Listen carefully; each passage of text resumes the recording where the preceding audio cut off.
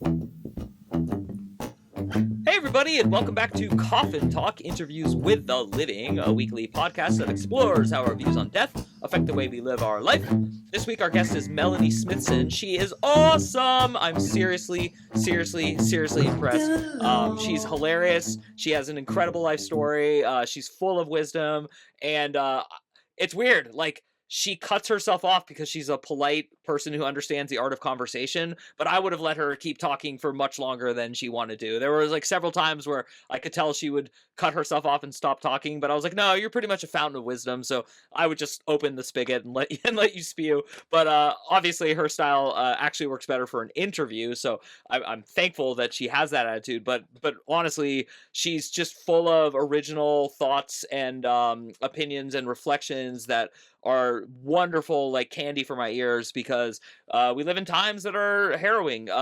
Even if you're on one of the two fake sides, because there's not really such a thing, you're irritated. I could guess at least once a week by things you hear about, whether it's people's reaction to the news itself. I don't care. The point is, a lot of us are experiencing stress, and I think Melanie's take on stress and how to deal with it and why we're here and what we're doing is wonderful. I don't want to give away things she said, but her takes on the afterlife and her takes on the meaning of life are definitely nuanced and definitely a fresh view that we have not heard on this podcast. So I continue to be amazed. We've done 270 something interviews, and just people are original. There's like not any two people who think the same, and I think that makes Earth wonderful. And so even though sometimes people don't think the same way as you and that irritates you, it's still wonderful to me that we're not all a bunch of automatons and that we don't just create doppelgangers of ourselves, and every person has original ideas, and we all experience emotions and all these like wonderful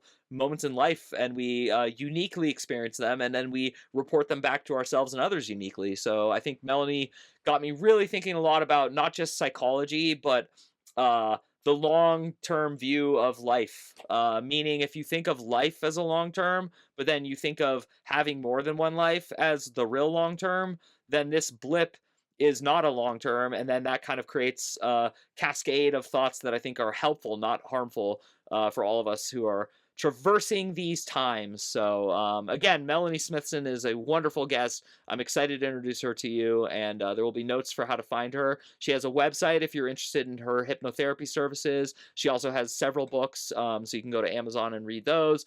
But she also offers in the interview an exclusive discount for listeners. So she said she's not sure if the discount will be on the page or not when the episode is released or ever. So if you listen to this and you want her services and you want that discount, all you have to do is email her through the website and just mention that you heard her on Coffin Talk. And no, I'm not getting some sort of kickback for that. I'm just actually a fan of Melanie Smithson, and I want you to check her out. And I think it's always kind when someone offers a discount on their services, because we live in a very much inflated economy where I paid like, I don't know, $15 for a taco in San Francisco a couple of weeks ago, and my mind was blown. Not because I'm cheap, well, maybe I am, but because I just can't imagine paying that much money for a taco, and yet I did.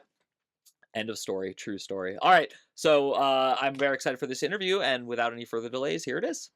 Hi, everybody, and welcome back to Coffin Talk, Interviews with the Living, a weekly podcast that explores how our views on death affect the way we live our life. This week, our guest is Melanie Smithson. She's a licensed somatic psychotherapist, business owner, certified spiritual integration hypnotherapist, and the award-winning author of several books, but her newest one is called Shake Yourself Free. So I'm very excited to talk to Melanie about all this, and hopefully she's going to give me free psychotherapy, because, you know, I'm into that kind of stuff. So It welcome kind of to... just spews out of me, so who Yeah, knows? perfect. There we go. So how are you? I'm well. Awesome. We ask our guests three standard questions at the beginning of the interview. How old are you? Where did you grow up? And what generation, if any, do you consider yourself a member of? I'm 69 years old. I grew up in New York City, and I believe that makes me a boomer. I know I'm a boomer. So that said, I don't know that I really identify that much with any particular generation. I definitely, my work is out there. I work in the realm with the living and the dying, and death and the other side, and somatic work. And I work with young people. I work with old people, and my chart is all over the place. So I really don't tend to identify with I'm a boomer because, Yeah, or I'm a yeah. boomer so therefore.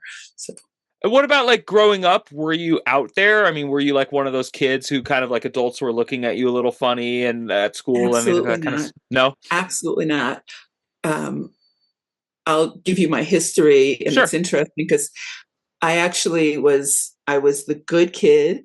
I did things as I was supposed to. I actually started out as an accountant. I became a CPA in New York, like my dad. So I was living a pretty linear life until I had some experiences that just blew my mind open. And I started diving deeper into esoteric stuff and um, anything beyond what I knew until then. And so it was in my mid 20s that I started reading about past life work. I started attending groups where people were channeling disembodied spirits. And that's when I joined the weird folks, but not till about 25. That's cool. I was definitely, because of my parents, weird with what you just spoke about, because they gave me Many Lives, Many Masters by Brian Weiss when I was like Oh a little wow. kid. So I was like very much in. Also, they were technically Jewish, but they raised me more like transcendental meditation and kind of like Vedic, astrology And kind of funny, stuff. also technically Jewish, Uh-huh. but raised with parents that didn't believe in anything beyond this. Yeah. Wow. And Yeah. back with the first conversation, I don't remember if I brought it up, I don't remember what it was, but I remember my mom screaming about anybody that believes in past lives is an idiot. I was Wow. like, oh, okay. That's so, because I have two little girls in my house right now. I mean, I'm raising, they're my daughters, and Yeah. that was a weird phrasing, is why I corrected myself. And like, you notice when you say stuff, like you have to be really careful of those kind of loaded statements. Like anyone who blah blah blah, like because they stand out so much to your childhood memories, and it's harder than I would have thought to be careful with my words in front of my kids like that. Um, Yeah. and to follow up, you said you had some experiences. You don't have to list them all, but what was like the chief or like most important experience that skewed you away from accounting and a regular life into the what I call the metaphysical? Well, I don't think I'll go into detail. Let's just say there was some mind expansion happening. Oh, okay, yeah. I I am have, licensed yeah, after all. yeah. I understand. Yeah, okay. So in this one particular experience, I just started seeing through everything, and I I literally had my mind blown because going from a place of thinking that everything was visible, everything was here in the here and now, to recognizing that there was a whole world beyond this, that this world is really only a very small piece of the puzzle, that which we are is light, is expansion, and that while we're here, we're just playing out a story. And recognizing, it was interesting this during this evening, recognizing I was just playing my part in a story. It was like, well, how do I go back knowing that? And that was a good question for me, because the other part of that was, well, I have to go back because they're waiting for me to play my role. And so I'm holding both of these, which actually I think speaks to a lot of what I teach now, what I know, that the work is to recognize that I am more than this while I am living this. Wow, that's really profound. A lot of questions in my mind to ask you. I think I'll start by just saying a very similar trajectory with my parents. My parents, they were they call themselves hippies, and then when I started to inquire as a child, they're like, "Oh no, no, no, not politically. We just wanted an excuse to smoke pot." And then they said we had these chief experiences with certain LSD and other things, and they said. And we realized that we wanted that, but we didn't want to be sacrificing our body and our health for it. So we started meditating. And so it's like very interesting that, and the reason I'm bringing this up is I'm curious what your thoughts are with like, because Ron Doss is one of my favorite people of all time, but Timothy Leary is not. And so it's not that I judge him negatively so much as he just got into like LSD and tried to like expand it through culture, whereas Ram Dass did it a lot and then said, I'm not going to tell people not to do this, but I am going to say that this is not the responsible use of it. It opening your mind is great, but once it's open, you should be taking different paths. So I'm doing a little guesswork, and I'm also speaking euphemistically with you, Yes. but I'm Yes. assuming you are more of along the lines of Ram Dass. And Yes. but my first question is, and I have many, do you think society would be better off if we had like a legal or institutional way for people to have these experiences, a I safe absolutely way? do. Yeah. I Okay. absolutely do. And my good friend actually has a new book out. They Could Be Saviors. And maybe I'll hook you two up. But she talks about taking billionaires and giving them an experience so that they start to recognize what's happening with the climate. Wow. And she came to that work because she was, and her experiences with mushrooms and psilocybin changed her. And therapeutically, there's so much evidence for the use of plant medicines that I'm an absolute advocate. Yeah, I have a very close friend who tried to take his life, and then only because of psilocybin was he able to come back and actually improve enough that now he doesn't need that, nor does he have ideation. So totally on the same boat. But let's get back to you, and let's get back to your experiences. So you make the switch. You go from CPA accounting to the other side, but also we do live in a culture that now at least embraces psychotherapy and psychology and what we call the branch of science. Some people call it soft science. I don't know. Social science is what I call it.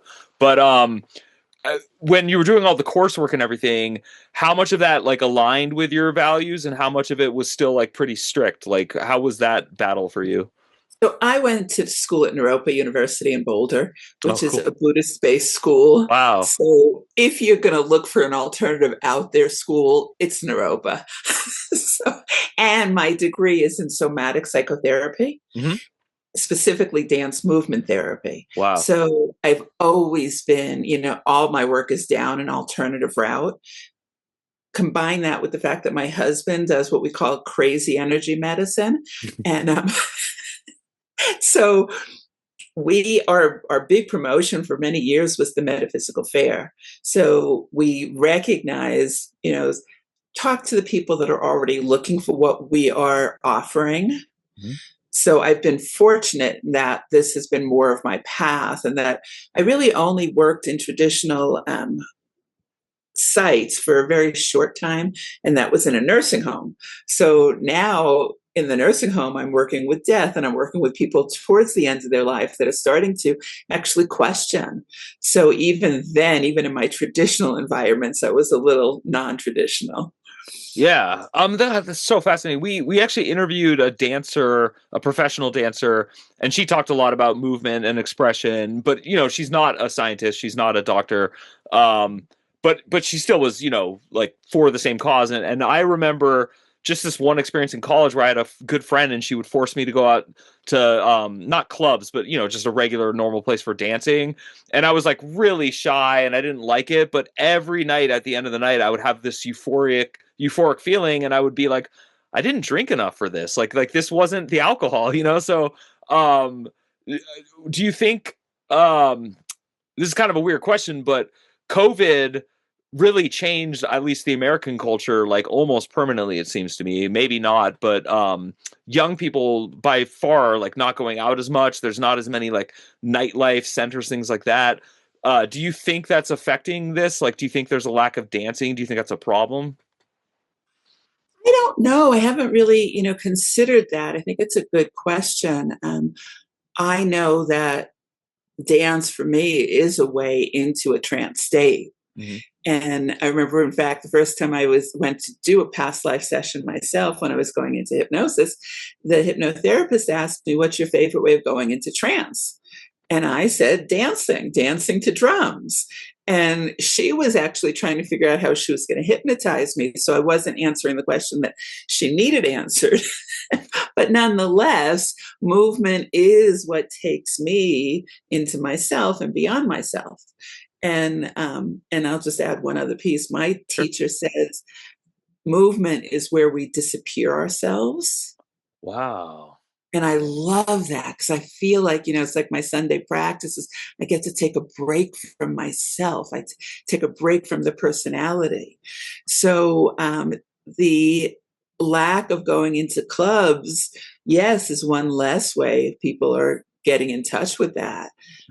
I do also know that a lot of young people spend a lot of time at festivals, Mm. and those festivals go on for days, and there's music, and there's often plant medicines. So maybe they're getting what they need in a different way Yeah. than we used to. Yeah, that's cool. I like your answer a lot, and I love that quote. And let's get into hypnotherapy a little bit. My only experience with hypnotherapy is amazing. I was a cigarette smoker for years. I would quit for up to 3 months, sometimes even 6 months. Woo! And then I just couldn't stay quit. So someone said, just see a hypnotist, and I was like, yeah, right. And so I went, and the guy's like, it's $500, but you'll never come back. You'll never smoke again. And I was like, all right, so it's a much longer story, but I paid him the 500. I was not wealthy enough to afford it, but I did it anyway. Worked like a charm. Haven't had a cigarette Wow. since. Yeah, you're lucky because it doesn't for everybody. Yeah. Well, let's So get into that. you found somebody good. What are the limitations and what are the unexpected benefits of hypnotherapy as far as like what are like an average layman who when they think, oh, hypnotist, I'm going to talk like a chicken in an assembly, like what? Yeah, no, Yeah. so there's a misperception about hypnosis for most people, and it's because most of the hypnosis we've seen is stage hypnosis, Mm-hmm. where people do weird things. So even that, I've been told by people that have had that experience that go into hypnosis easy, that even then they know that they're doing weird things, but they don't care that they're doing weird things. Oh, You're interesting. just disconnected enough to let that happen without the judgment. So, but what I tell people is that hypnosis is really a lot like meditation. It's a place of where we let ourselves disconnect from the busyness of the mind, where we go below, we drop into the subconscious. And that's where healing happens. So, and that's, for me, and I primarily only do past life and life between life hypnosis. Otherwise, I work therapeutically with a lot of other modalities. But somatic psychotherapy, dance movement therapy are based on a similar premise about dropping below the conscious mind. So when I work with somebody therapeutically and they're talking a lot, I stop them from talking. I try and do it in the kindest, most respectful way. But talking about our problems actually keeps us kind of going deeper into the problem. Wow. When we go into a trance state, similar to what I'm talking about disappearing ourselves, the ego has less attachment. So we can observe and we can go, oh, look, Melanie has this pattern or Mike has this pattern, instead of this is mine. Mm-hmm. So getting that bit of distance through hypnosis, through trance work is so incredibly supportive. And it also expands what we see. Wow. So one of the places I work a lot with my clients, whether I'm working with releasing or somatic work or hypnosis, is like, how do we expand our vision? And we expand our vision by getting out of our own way. Yeah. Wow. Yeah. Okay. So the only other question we ask every guest, I have to ask you now because you said something I want to ask about, but I want your opinion first. So you'll see what I mean. So the only question we ask is, what do you think happens when you die? So if you don't mind, I'd like you to answer that. And the reason I'm asking it, just to give you an idea of the next question, because you can also just segue into it, is you mentioned something that only two guests have really ever mentioned, which is life between life. I've heard before life, I've heard afterlife. Very few people ever refer to it as life between life. So what is your opinion on what happens when you die? And then let's get into that. Hi, everybody. This is Mike Oppenheim, the host of Coffin Talk, the show you're currently listening to, and I'm interrupting to ask you if you would mind doing me a favor and subscribing to my online publication publication called You Are Here on Substack. It features weekly essays. I also have fiction, and of course there are links to the podcast and all the bonus episodes. It's completely free, and I would love your support. So please head over to mikeyop.com, that's MIKEYOPP.com, and sign up today. Thank you. Bye. Yeah, so Life Between Lives is actually based on the work of Michael Newton, Journey of Souls and Destiny of Souls. And I was trained by Michael Newton 20 years ago. I just realized this morning I'm coming up on a 20-year anniversary. Wow. So I feel like I know what happens after death. So, I mean, of course, nobody ever knows for sure until it happens, but I have facilitated so many people that have the experience of passing through death to the other side, and they all report the same thing. So either we're all living the same collective illusion, or this is what is so. And by the way, also funny enough, recently have 2 new clients that both had NDEs, near-death experiences, similar experiences. So what I feel like I know happens beyond this is that we go back to that which we are. That in some ways I feel like while we're in a body is when we're really dead. And in fact, I believe Michael Newton said something, you are never so dead as when you're in a body. When we leave the body, we reconnect with all that is. And one of my new clients who had a near-death experience when she was 5 years old told me something, it just fit with all of this. She said she can't really remember the drowning experience, but she remembers the experience of not being in her body. And while she was not in her body, she felt love, expansion, and she was trying to find the fear of dying. And she couldn't find it. And this is something many years ago when I was dancing and sitting in a witness, actually I was sitting in the witness, I was observing, I felt myself where I noticed that I couldn't simultaneously judge and love. Wow. And when you think about it, judgment tends to be fear-based. Yeah. If love and fear, which of course the Course in Miracles says, all the spiritual teachers say, they're opposite. They can't coexist. So when we move beyond the body, so many people are so afraid of, it's not that. It's love. It's opening. It's welcoming. It's remembering that we are connected to all things. I mean, so yeah. No, I'm sorry. I didn't mean to cut you off at all. It's just that that's okay. I was just reading Yeah. something recently that so many, and I can't remember what it was. I apologize for that, but so many of our problems in the body in this lifetime are connected to our fear of death. Uh-huh. Yeah. And if we could eliminate the fear of death, it would change the way we live our lives. Can you relate that to because the only thing that I think competes with that is the fear of pain in the body. What do you think is playing more of a role in our psychology, the fear of death or the fear of pain? Well, and in some ways they're connected, because I'm definitely not afraid of dying, but I don't want to die a painful death. Yeah, exactly. Yeah. So I don't know which is more prevalent. I think the fear of pain drives a lot of stuff, both emotional and physical pain. I don't want to do that because it's going to be emotionally painful. I don't want to do that because it's going to be physically painful or challenging. But I think maybe, and I'm making this up on the spot, but that the fear of death goes deeper, more to the core of who we are. Yeah. And if we're cut off from the essence of that which we are, how can we live a full life? Yeah, and actually, let's get into this idea of a full life, because we've talked about a lot of different issues, but something that in my mind keeps coming up, and it's tied in, it's because I saw a hypnotherapist to quit smoking. Retrospectively, I know that the reason I smoked is that I like the high, the buzz, but I didn't think that at the time. I thought I liked holding a cigarette. I liked it, I would justify all these things. But I can't deny the fact that I am constantly chasing happiness, euphoria, and great feelings. I also know that those are attachments. I read enough Buddhism. I meditate daily. I like, but nevertheless, I can't deny the fact that like when I hug my children, the euphoria I experience is like worth it. And one of the reasons I'm a good father is, that feedback loop. So you're nodding. Well, so Answer my non-question here's question. some therapy for you. Yeah, thank Here's you. some Thank good you. therapy.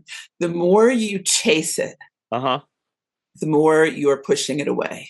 Wow. Wow. That's deep. So this actually combines with multiple things that I teach and I learn and experience. But in one of the early life between life experiences I did, and this was actually with a friend, it was early on, but this was a friend that was chasing spirituality with everything she's got. I'm going to find enlightenment. Mm. And her guides were lovingly tough with her. They were like, stop it. That which you are is that which you're chasing. Yeah. Wow. And as long as you're chasing it, you're holding it away.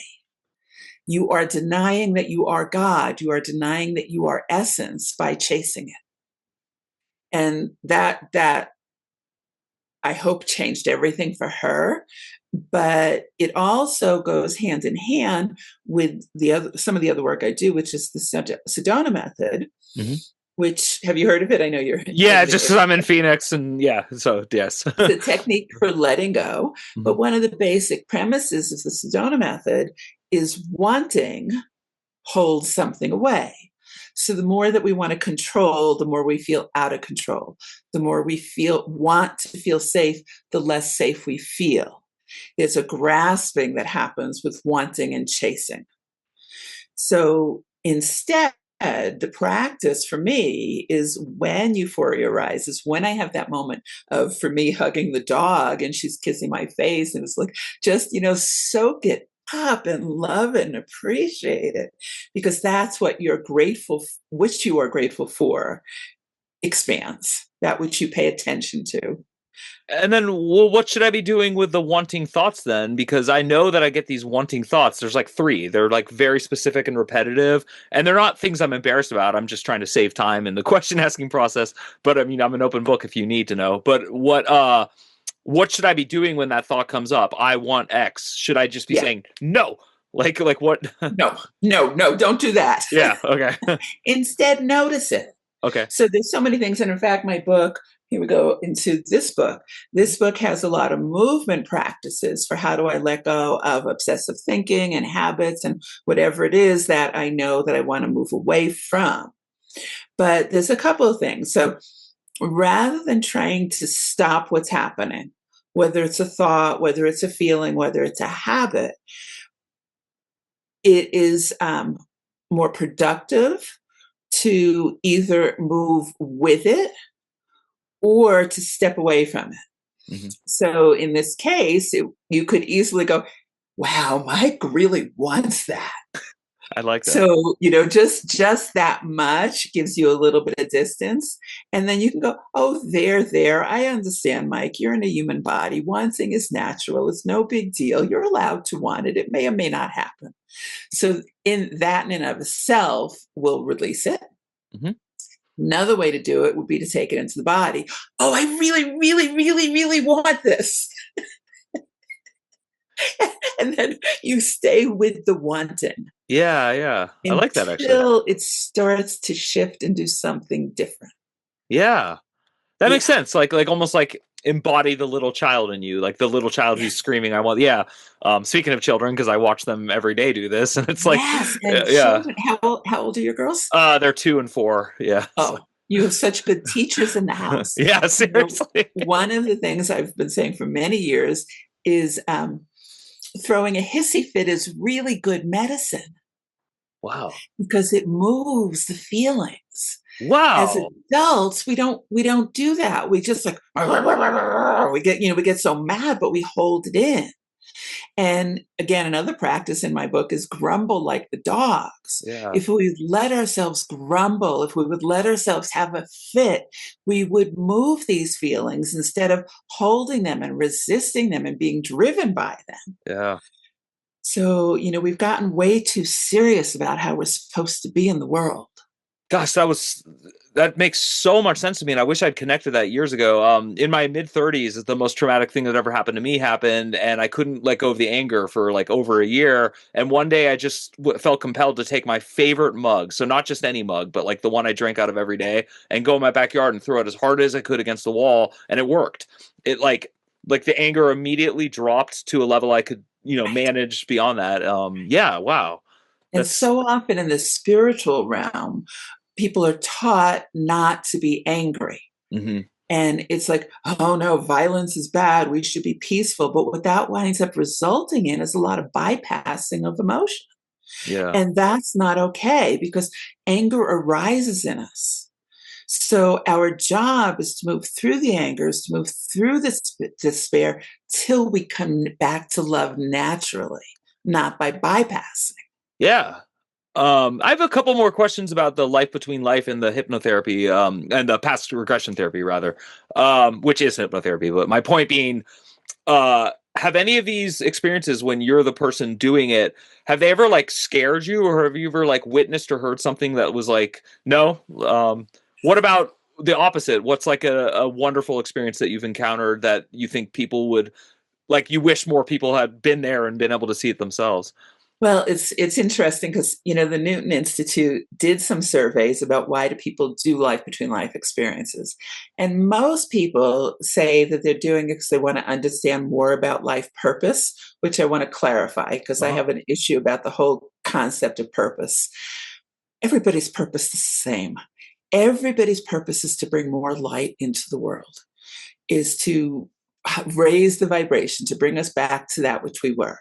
That said, we all have individual lessons. So I might be working on forgiveness. I might be working on setting boundaries. I might be working on using my voice.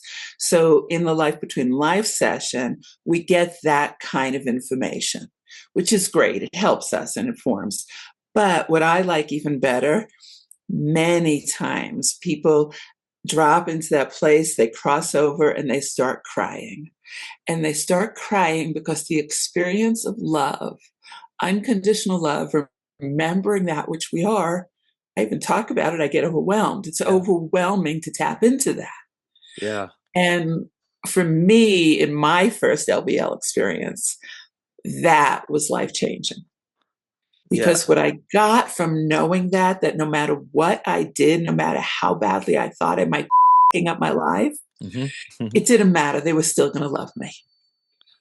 And That's yeah. knowing that, yeah, knowing The that and living from that place of like, well, you really can't screw it up. yeah, that's So so I think some powerful. people are trying hard right now. Yeah, Um, yeah.